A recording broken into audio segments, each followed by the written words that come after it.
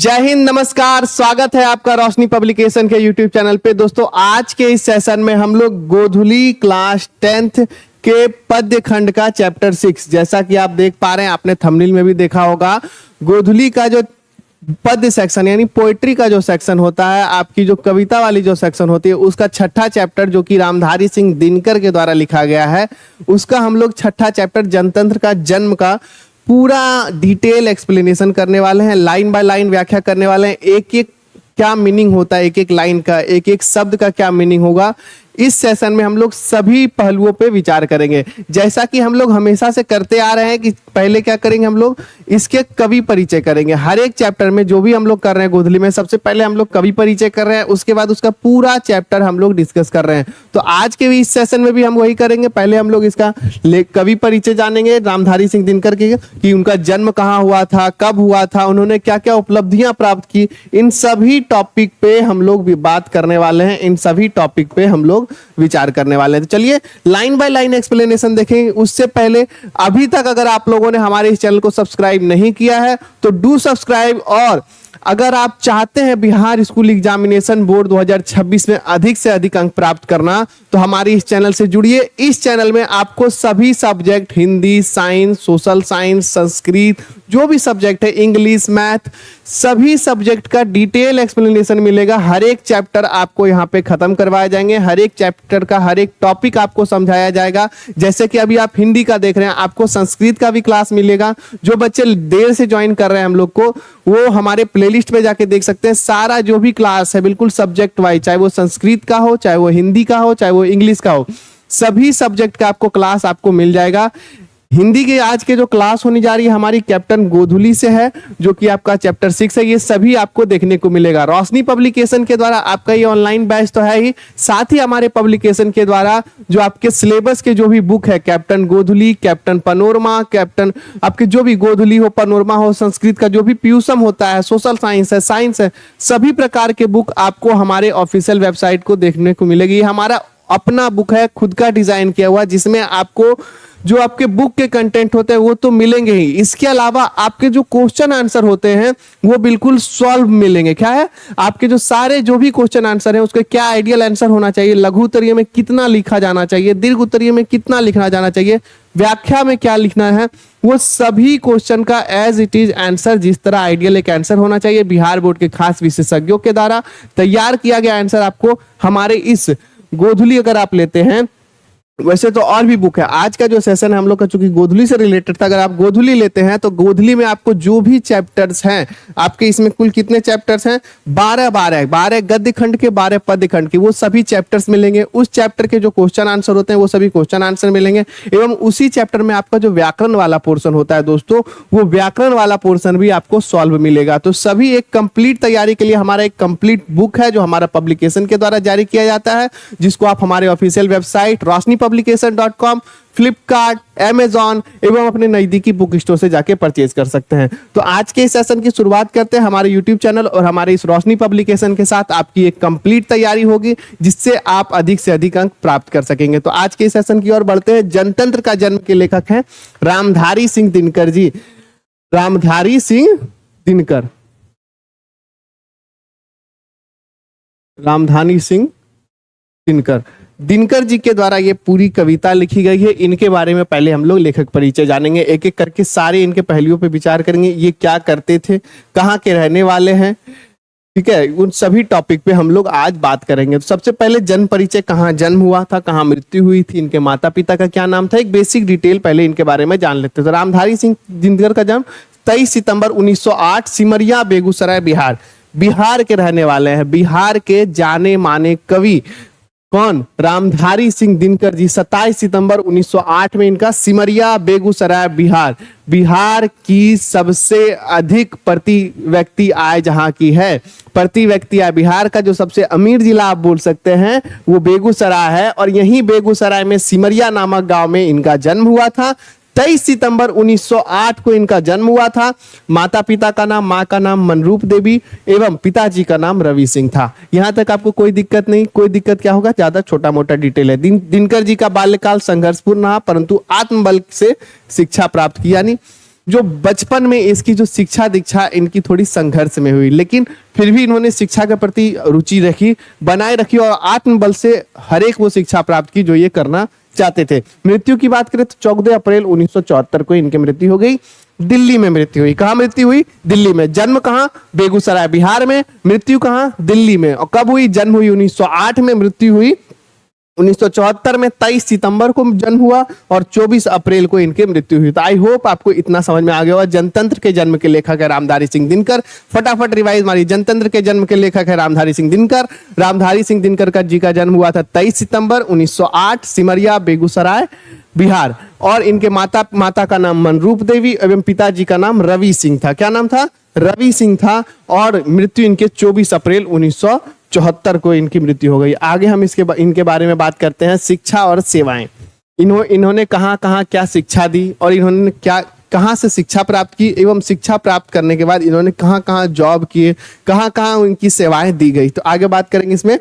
गांव और आसपास के क्षेत्रों से इन्होंने प्रारंभिक शिक्षा प्राप्त की, यानी अपने गांव और बगल के गांव में कहीं अगर मिडिल स्कूल होगा तो वहां चले गए होंगे। प्राथमिक शिक्षा आपके गांव में किए होंगे, तो ये आसपास अपने गांव के ही रेडियस में रह के इन्होंने प्राथमिक शिक्षा प्राप्त की। मैट्रिक इन्होंने मोकामा घाट रेलवे हाई स्कूल 1928 में। मोकामा बिहार का एक आपका बोल सकते हैं पटना से सटा, पटना में ही शायद है मोकामा, ठीक है। तो आपका क्या है? मोकामा घाट रेलवे हाई स्कूल 1928 में इन्होंने मैट्रिक। स्नातक यानी आपका बीए स्नातक किया इन्होंने पटना कॉलेज में, इतिहास में बीए ऑनर्स किया। जब भी आप आगे बात करेंगे, अभी तो आप मैट्रिक में है, तो मैट्रिक इन्होंने किया है 1928 में मोकामा घाट रेलवे हाई स्कूल से।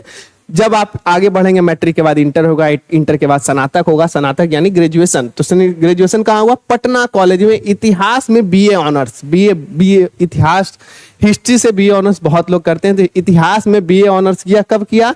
1932 में, यानी उसके 4 साल बाद इन्होंने बीए ऑनर्स कंप्लीट किया। आगे अब इनकी सेवाओं की बात करें, इन्होंने कहाँ कहाँ जॉब किया, कहाँ कहाँ क्या सेवाएं दी गई। तो सबसे पहले इन्होंने बरबीघा में एक स्कूल में ये प्रधानाध्यापक के पद पे रहे। सब रजिस्ट्रार रहे जनसंपर्क विभाग में।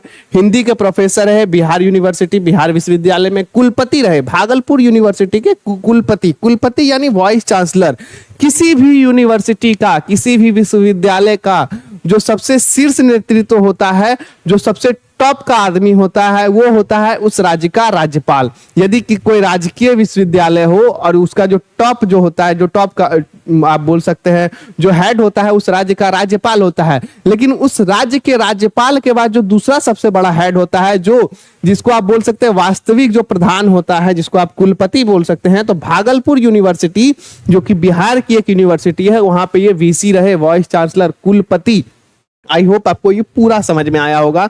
तो ये आप याद रखें कि जनतंत्र के जन्म के लेखक रामधारी सिंह दिनकर निम्न में से किस विश्वविद्यालय के कुलपति रहे? क्वेश्चन पूछ सकता है, तो आप वहां भागलपुर विश्वविद्यालय टिक मार के आइएगा। कहाँ के हिंदी प्रोफेसर रहे? बिहार विश्वविद्यालय के हिंदी प्रोफेसर रहे। जनसंपर्क विभाग में सब रजिस्ट्रार रहे। बरबीघा में प्रधानाध्यापक रहे। देख रहे सभी तरह के कार्य किए इन्होंने, मतलब आप बोल सकते हैं जीरो से उठकर इन्होंने हीरो तक का सफर तय किया। आई होप आपको समझ में आ गया होगा। आगे देखते हैं प्रमुख काव्य रचनाएं। अब रामधारी सिंह दिनकर को जाना जाता है इनके काव्य रचनाओं के बारे में। रामधारी सिंह दिनकर को जाना जाता है इनकी कहानी रचनाओं के बारे में। रामधारी सिंह को इनकी रचनाओं के बारे में ही जाना जाता है। इनकी रचनाओं की बात आती है तभी रामधारी सिंह दिनकर का जन्म नाम आता है। ये बहुत बड़े व्यक्तित्व अपनी रचना के कारण हुए हैं। तो इनका प्राणभंग, रेणुका, हुंकार, रसवंती, कुरुक्षेत्र, रश्मि रथी, आपका रश्मि रथी के बाद उर्वशी के बाद नील कुसुम, हारे को हरिनाम, परशुराम की प्रतीक्षा। तो उर्वशी आपका ये, इसको हाईलाइट कीजिए। क्यों हाईलाइट कीजिए भैया? क्योंकि हम भी खुद हाईलाइट किए हुए हैं। जो हम करेंगे वो भी आपको करना है। काहे? क्योंकि हम बढ़िया से करेंगे। क्योंकि उर्वशी से के ही कारण इन्हें ज्ञानपीठ पुरस्कार प्राप्त हुआ। ज्ञानपीठ पुरस्कार इन्हें प्राप्त हुआ। उर्वशी नामक काव्य रचना के कारण इन्हें ज्ञानपीठ नामक पुरस्कार प्राप्त हुआ। आगे कुरुक्षेत्र, रश्मि रथी, ये सभी अन्य बहुत ही फेमस रचना है।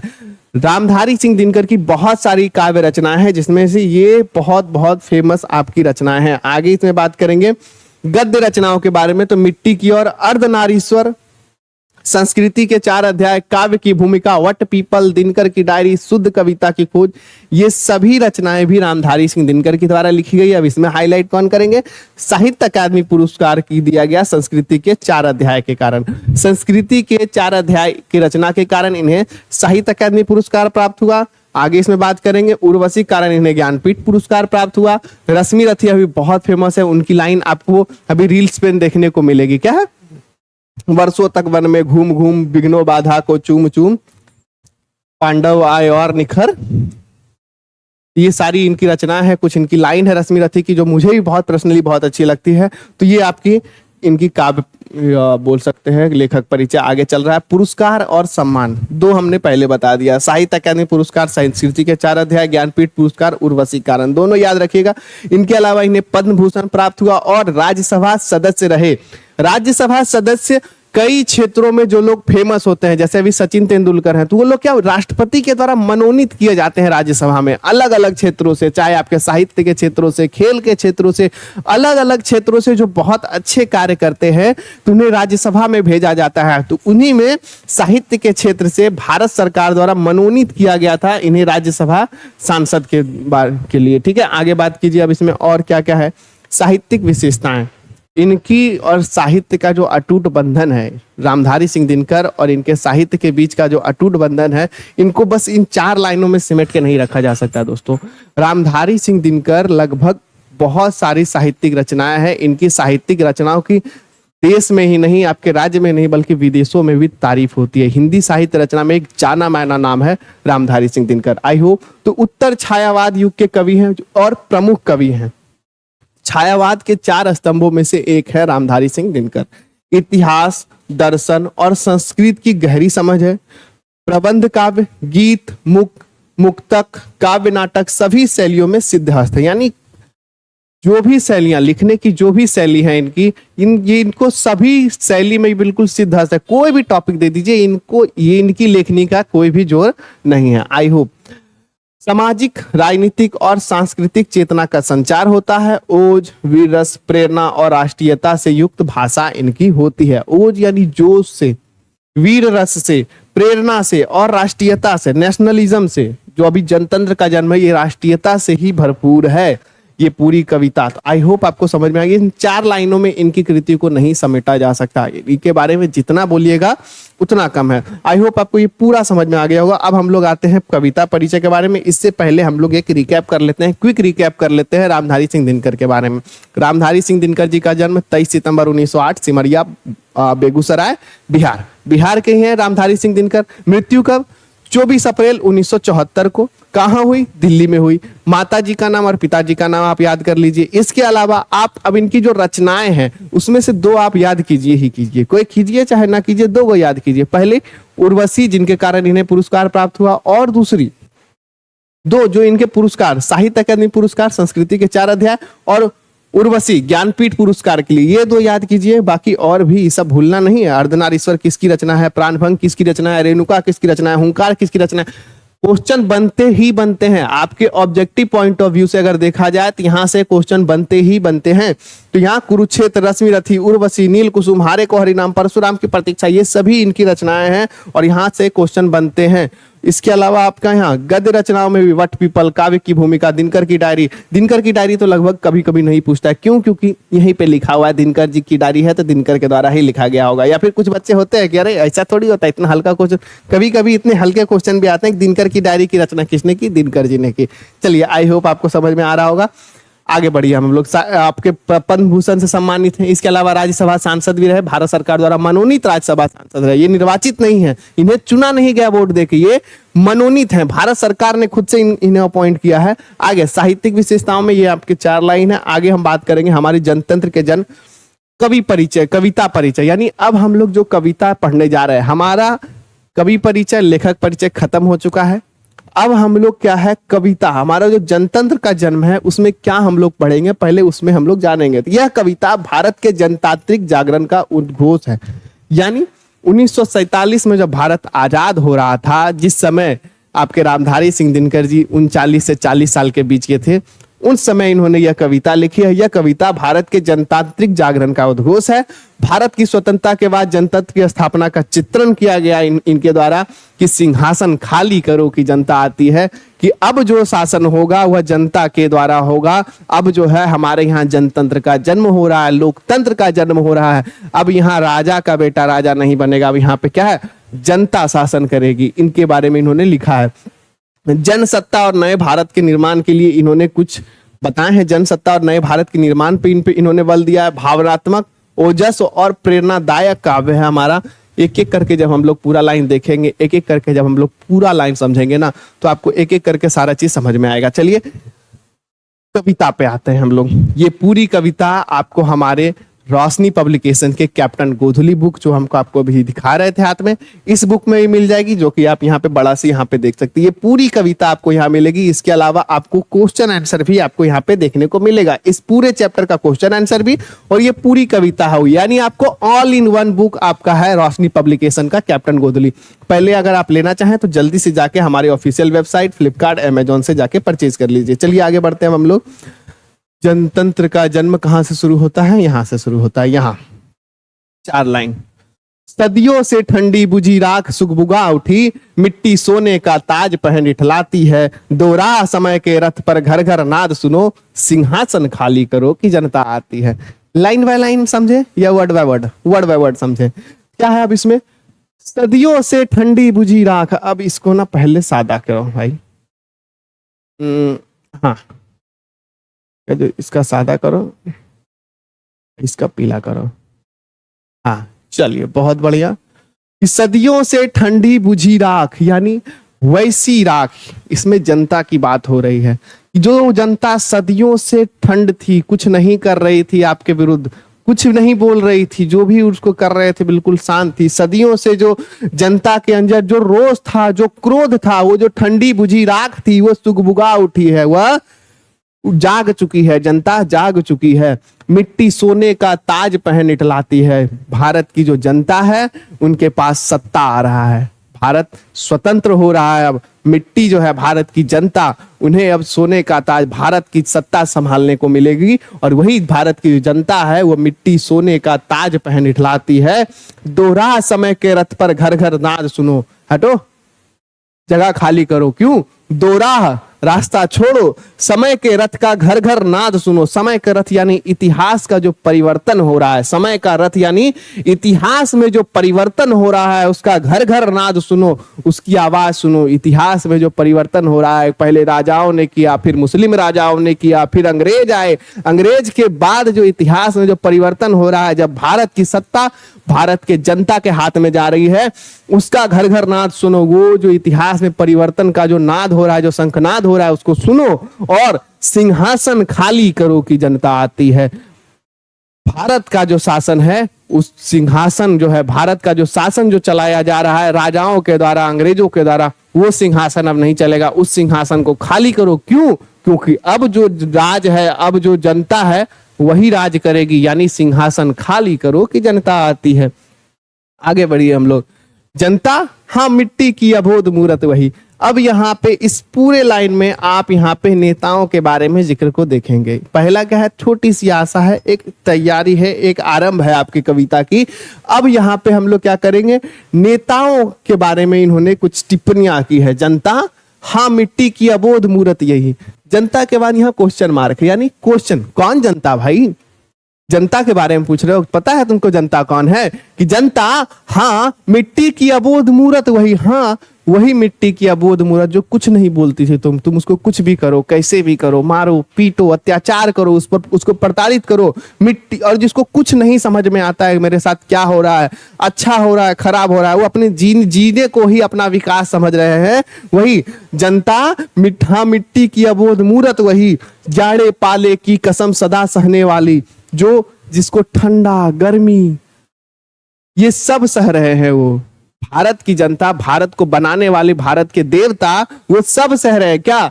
जाड़ा, ठंडा, पाला यानी एकदम गर्मी की कसम सदा सहने वाली। जब अंग अंग में लगे सांप हो चूस रहे, तब भी मुंह से कुछ मुंह खोल दर्द न करने वाली, तब भी ना कभी मुंह खोल दर्द कहने वाली। जब उस पे अत्यधिक अत्याचार हो रहा है, जब उसको लगे कि नहीं भाई अब ज्यादा हो रहा है, एक्सेस हो रहा है, जब अंग अंग में लगे सांप हो चूस रहे, जब उसका आप सारी शक्तियां चूस के खा जाते हो भैया, जब जनता फसल लगाती है, पूरा फसल सरकार का, पूरा फसल अंग्रेज का, पूरा फसल राजा का, जब अंग अंग में लगे सांप हो चूस रहे, तब भी ना मुंह खोल दर्द कहने वाले, जब पूरा बहुत एक्सेस अत्याचार हो जा रहा है, उसके बाद भी अगर जनता, वही जनता कुछ नहीं कहती है, कुछ नहीं कह रही थी जनता। अब फिर से कौन जनता, कौन? हाँ, लंबी बड़ी जीव वही, हाँ लंबी बड़ी जीभ वही, जनता सचमुच ही बड़ी वेदना सहती है। अब यहाँ पे नेताओं के बारे में बात करते हैं। नेता क्या कहते हैं कि जनता कौन? वही ना जिसके बारे में हम लोग बात करते हैं एकदम लंबी लंबी जीभ निकाल के, अरे आप जनता हैं, आपको सारा सुख मिलना चाहिए। जो नेता आते हैं वही आपको कहते हैं कि अरे आप हमें वोट दीजिए, आपको सुख मिलेगा, आप हमें ये, आप हमारे साथ ये रहिए तो ऐसा आपको, तो वही जिससे आप लंबी बड़ी जीभ कसम खाते हैं, जिसकी सेवा की आप कसम खाते हैं, जनता सचमुच ही बड़ी वेदना सहती है। सिर्फ उसको कसम ही मिलता है कि इस साल अगर हमारी पार्टी की सरकार बनी तो सबसे पहले यहाँ रोड बनेगा, सबसे पहले यहाँ पानी आएगा, सबसे पहले बहुत सारे वादे किए जाते हैं, विकास संबंधित ही वादे किए जाते हैं। तो उस तरह से है सो ठीक, मगर आखिर इन पर जनमत क्या है प्रश्न गूढ़, जनता इस पर क्या कहती है। यानी वो सब तो ठीक है, लेकिन इस पर जनमत क्या है कि आप जो कर रहे हैं वो सही है, आप जीतने के बाद जो कर रहे हैं क्या वो सही है प्रश्न गूढ़। यह सबसे बड़ा प्रश्न है, क्या जनता इस पर क्या कहती है, आपके कार्यों पे जनता क्या कहती है। पुराने समय जब भारत स्वतंत्र हो रहा था, उस समय भी राजनीतिक पार्टियों पे ही जो क्या बोलते हैं आपकी सत्ता हस्तांतरित हो रही थी, उसमें भी है प्रश्न गूढ़, जनता इस पर क्या कहती है कि क्या आप जनता की सचमुच मानेंगे। तो आई होप आपको ये समझ में आ गया होगा पूरा। इसमें क्या है, जनता के बारे में कहा गया है, जनता पे किस तरह अत्याचार होता है इसके बारे में कहा गया। आगे बढ़िए अब हम लोग। मानो जनता हो फूल जिसे एहसास नहीं, जब चाहो तभी उतार सजा लो दोनों में। यानी अब समझिए पिछला का ही आगे कैरी हो रहा है कि आप लोग बड़े बड़े जो वादे कसम खा के रखते हैं, आप क्या समझ रहे हैं, मानो जनता हो फूल जिसे एहसास नहीं। जनता को क्या आप फूल समझें, बिल्कुल कोमल जैसा, जब चाहें उसका यूज कर लें, जिसको एहसास भी ना हो, जब चाहो तभी उतार सजा लो दोनों में। यानी जब उसको चाहे आप अपने सजावट के लिए लगा ले, अपने क्या बोलते हैं पोथी चमकाने के लिए रख ले जनता को, जनता जब तक वोट दे तभी तक जनता आपकी, वोट देने के बाद आपका खत्म, सजा लो दोनों में। अथवा कोही दुधमुही जैसे बहलाने को, जंतर मंतर सीमित हो चार खिलौनों में। यानी जब भी जनता पे कुछ अत्याचार होता है, जब भी कुछ होता है, जब भी जनता कुछ सुगबुगाती है थोड़ी सी, तो उसे क्या करते हैं आप लोग, जंतर मंतर। जंतर मंतर देखिए दिल्ली का वो जगह है जहां पे आंदोलन होते हैं।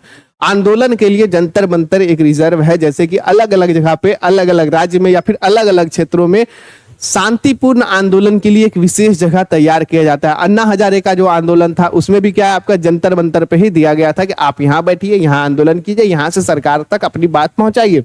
तो वही है, जंतर मंतर हो सीमित चार खिलौनों में, अथवा दुधमुही जिसे बहलाने के, जंतर मंतर हो सीमित चार खिलौनों में। यानी आप जनता की आवाज को दबाने के लिए आप उसको क्या खिलौना दे दिए हैं, जंतर मंतर। क्या दे दिए हैं, जंतर मंतर की, यहाँ बैठिए आंदोलन कीजिए, आपकी आवाज सरकार तक जाएगी, सरकार उस पर विचार करेगी, विचार करने के बाद खारिज करेगी। तो ये सारी चीजें जंतर मंतर नाम का खिलौना आप जनता को पकड़ा दिए हैं। समझ में आ गया हो, जनता क्या है, फूल नहीं है जिसे आप जब चाहे सजा ले, जब चाहे उतार ले, और जनता कोई दुधमुहा बच्चा नहीं है जिसे जब चाहे आप उठा के जंतर मंतर नामक खिलौना दे दे कि बच्चा इससे खेलो, यहाँ पे बैठो, यहाँ आंदोलन करो बस।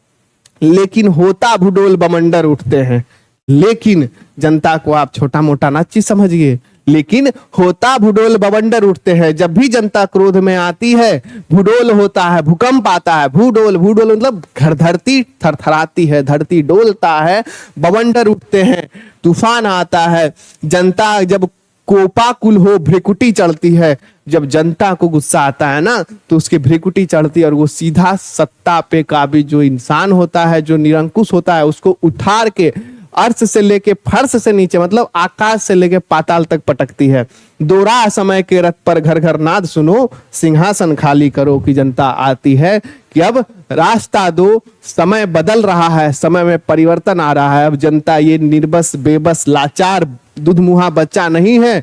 इतिहास बदल रहा है और इतिहास के बदलने की नाद सुनो, आवाज सुनो, शंखनाद सुनो, सिंहासन खाली करो। यानी आप जो सिंहासन पे काबिज हो रहे हैं उसे खाली कीजिए, क्योंकि अब जो सरकार है, अब जो सत्ता है वह जनता की होगी। सिंहासन खाली करो कि जनता आती है। चलिए आगे बढ़िए। अब हम लोग, हुंकार से महलों के नींव उखड़ जाती। हुंकार से यानी जनता के हुंकार से बड़े बड़े महलों के भी नींव उखड़ जाते हैं। सांसों के बल से ताज हवा में उड़ता है। यानी जनता सिर्फ, जनता के सांसों के बल से, उनकी गुस्सी सांसों की वजह से, जब ज्यादा गुस्सा होता है ना इंसान तो बहुत जोर जोर से सांस लेता है, साला ऐसे कैसे कर दिया तुमको, मतलब अच्छा खासा उनका अपना करता है कि सांसों के बल से ताज हवा में उड़ता है। जनता की रोक रहा समय के ताव कहां, वह जिधर चाहती है उधर ही मुड़ता है। यानी हुंकार से महलों के नींव उड़ जाते हैं, समझ में आ गया। सांसों के बल से जो जिसपे सत्ता होती है, जो राजा होते हैं, उसके भी ताज उड़, यदि जनता चाहे तो राजा को भी उसके पद से हटा सकते हैं। जनता इस युग में, जनता इस समय में सबसे बड़ी ताकत है। जनतंत्र सबसे बड़ी ताकत है। सांसों के बल से सांसों के बल से ताज हवा में उड़ता है। जनता को रोके राह, समय में ताव कहां। जो समय में उतना भी पावर, मतलब टाइम में भी समय बहुत बलवान है, मतलब समय में भी उतनी पावर नहीं है, समय भी उतना बलवान नहीं है जो जनता के राह को रोक सके। वह जिधर चाहती है काल उधर ही मुड़ता है। यानी वह जनता के ही अकॉर्डिंग जो है समय मुड़ता है, जनता के ही अनुसार समय चलता है। ठीक है, समय जनता के अनुसार चलता है। अब्दों, शताब्दियों, सहस्त्राब्द का अंधकार बीता, गवाक्ष अंबर में दहके जाते हैं। यानी अब्दों यानी जो बहुत सालों, शताब्दियों एवं हजारों सालों का जो जनता का जो अंधकार था, जो जनता अंधकार में थी, जो अपने अत्याचार में थी, वो सब खत्म हो गया है। गवाक्ष अंबर के दहके जाते हैं। गवाक्ष यानी आपका खिड़की का जो अंबर है, अंबर की जो खिड़कियां हैं जो बंद थी, जो अंधकार में थी, वो भी ढके जाते हैं, वह भी अब खुल रही है। यानी प्रकाशमय हो रहा है जनता का जीवन। आगे बढ़िए अब हम लोग। यह और नहीं कोई जनता का स्वप्न अजय, यह और नहीं कोई जनता के स्वप्न अजय, चीरते तिमिर का वक्ष उमड़ते आते हैं। चीरते तिमिर का वक्ष उमड़ते आते हैं। यह कुछ और नहीं है, यह जो इतना उजाला हो रहा है जनता के जीवन में, यह जनता का स्वप्न है। जनता ने एक बार स्वप्न देखा था कि हमारा भी अपना राज्य होगा जिसमें सभी बराबर होंगे, सभी एक जैसे होंगे। यही जनता का स्वप्न है। चीरते तिमिर का वक्ष उमड़ते आते हैं। यानी अंधकार, तिमिर यानी अंधकार, चीरते तिमिर का वक्ष यानी सीना, अंधकार का भी सीना चीर के जनता के ये जो स्वप्न जो है उमड़ के आ रहे हैं, उजागर हो रहे हैं। सबसे विराट जनतंत्र जगत का आ पहुंचा, 33 कोटि हिंग सिंहासन तैयार करो। यानी इस पूरे दुनिया का सबसे बड़ा लोकतंत्र जगत में आ गया है। 33 कोटि यानी 33 करोड़। 33 करोड़ जब भारत स्वतंत्र हो रहा था उस समय की जनसंख्या है ये। 33 करोड़ सिंहासन तैयार करो हमारे देश के एक एक जनता के लोगों के लिए, एक एक व्यक्ति के लिए सिंहासन तैयार करो। क्योंकि राजा अब कोई एक पर्सन नहीं, पूरी देश राजा है हमारे देश में। हमारा देश में जनता ही राजा है। 33 कोटि ही सिंहासन तैयार करो। अभिषेक आज राजा का नहीं प्रजा का है। आज जो है अभिषेक या राज तिलक राजा का नहीं प्रजा का होगा। 33 कोटि जनता के सिर पर मुकुट धरो। यानी अभी के समय क्या होगा, जब दिनकर जी कविता लिख रहे हैं, आजादी के समय की कविता है, वह कहते हैं कि जितना भी जो राजा है इसके बाद शासन क्या होगा, प्रशासन क्या होगा, यह सभी डिसाइड करने वाली जनता है। यह सभी डिसाइड करने वाली भारत की जनता है। भारत की जनता जो है उसे पूरा राज्य पाठ दो। इन भारत की जनता जो 33 करोड़ जनता है उसका राज्याभिषेक करो, उन्हें मुकुट पहनाओ। भारत की जनता ही भारत की वास्तविक राजा है। चलिए आगे बढ़ाते हैं अब हम लोग। हाँ, आरती लिए तू किसे ढूंढता है मूर्ख। तुम आरती लिए किसे ढूंढ रहे हो। यहाँ पे इस पूरे जो पैराग्राफ है इसमें रामधारी सिंह दिनकर भारत की जनता को भारत का भगवान कहते हैं। क्या कहते हैं कि आरती लिए तू किसे ढूंढता है मूर्ख, मंदिरों राजप्रसादों तहखानों में कहाँ ढूंढ रहे हो और किसको आरती लिए ढूंढ रहे हो? मंदिर में ढूंढ रहे हो, राजप्रसाद में ढूंढ रहे हो, तहखाने में ढूंढ रहे हो, भगवान ढूंढ रहे हो? कहाँ भगवान मिलेंगे? देवता कहीं सड़कों पर गिट्टी तोड़ रहे। भारत के जो मजदूर हैं जो सड़कों पे गिट्टी तोड़ रहे वह देवता है। देवता कहीं सड़कों पे मिट्टी तोड़ रहे, देवता मिलेंगे खेतों में खलिहानों में। भारत के जो खेत खलिहान में काम करने वाले किसान मजदूर हैं वह देवता हैं। फावड़े और हल राजदंड बनने को हैं। भारत के जो किसान के जो फावड़े और जो दंड है, जो डंटे हैं, वो क्या है? भारत का यही सब राजदंड है। भारत का यही सब राजदंड है। जैसे राजा का राजदंड होता है वैसे ही भारत देवता का जो राजदंड होता है। भारत के भी जो किसान हैं, भारत के जो मजदूर हैं, वही यहाँ के देवता हैं। धूसरत सोने में श्रृंगार सजती है, दोहरा समय के रथ पर घर घर ना सुनो। ये धूसरत सोने का श्रृंगार सजती, यानी धूसरत यानी धूल जो है सोने के श्रृंगार के जैसा लगती है। भारत के विकास में जो लोग तत्पर हैं, जो मजदूर तत्पर हैं, जो किसान तत्पर हैं, जो लोग तत्पर हैं, वह राजा हैं। और उनकी शरीर पे पड़ी जो धूल है वह सोने के भी श्रृंगार से ज्यादा मनमोहक है। सोने के श्रृंगार से जाती है धूल जो है, सोने जैसा श्रृंगार उन मजदूरों पे, उन किसानों पे सज रहा है। और दोहरा समय का रथ का घर घर नाद सुनो, रास्ता दो, समय बदल रहा है, इतिहास बदल रहा है, उसकी आवाज सुनो। सिंहासन खाली करो कि जनता आती है, सिंहासन खाली करो कि जनता आती है। ये आपका पूरा कविता खत्म हो गया है दोस्तों।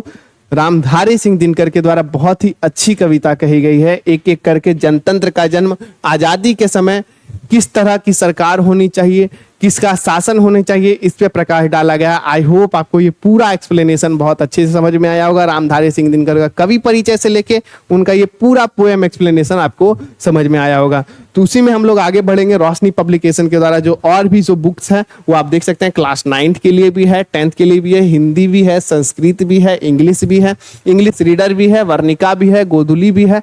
सभी तरह के बुक आपको देखने को मिलेंगे। गोधुली के बारे में मैंने आपको ऑलरेडी बता दिया है।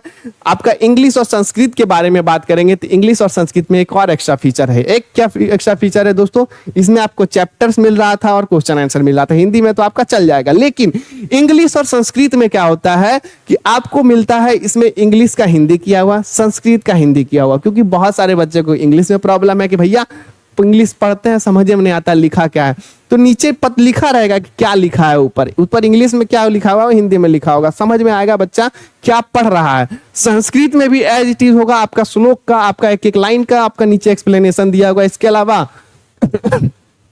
क्वेश्चन आंसर भी आपको देखने को मिलेगा दोस्तों।